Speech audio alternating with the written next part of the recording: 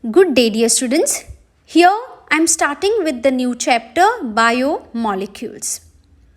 So, in this video lesson, I am going to tell you the introduction part of biomolecules.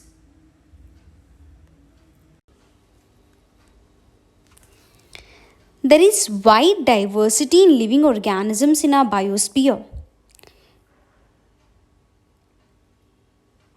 As we know, each and every organism is composed of chemicals which can be either elements or compounds. The elemental composition of living tissue can be determined by a technique called as elemental analysis.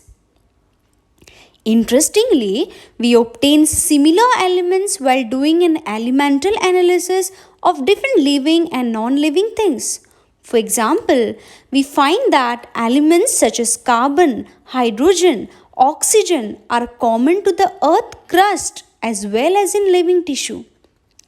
However, the composition of these elements is much higher in living organism compared to that of the earth crust, as shown in this table.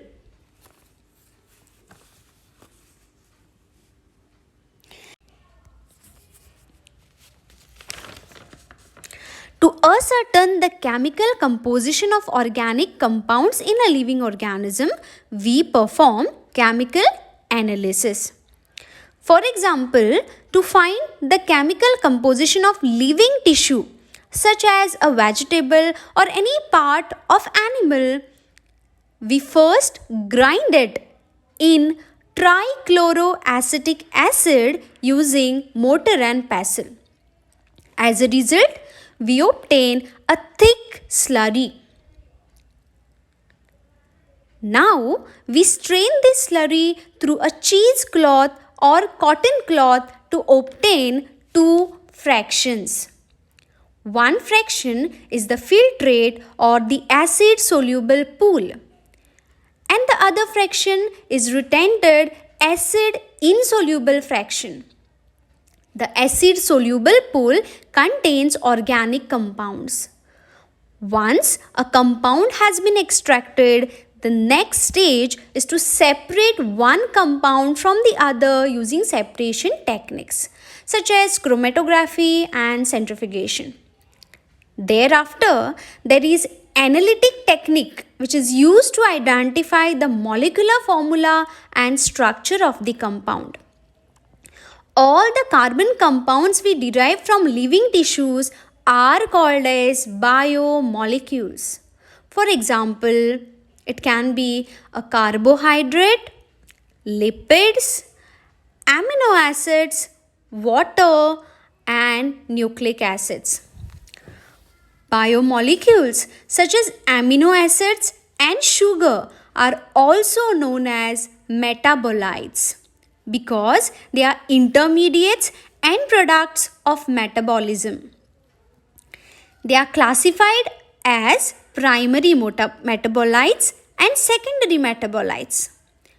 Compounds such as hydrogen, carbon, oxygen, nitrogen, sulfur, and sodium, which are involved in normal growth and development and reproduction, are called as primary metabolites. They are found in animal tissues.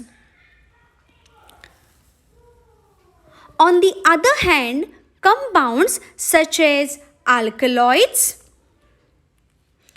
flavonoids, rubber, essential oils, antibiotics, colored pigments, scents, gums, and spices are referred as secondary metabolites, and they are found in plants, fungal, and microbial cells, and hence perform an important ecological functions.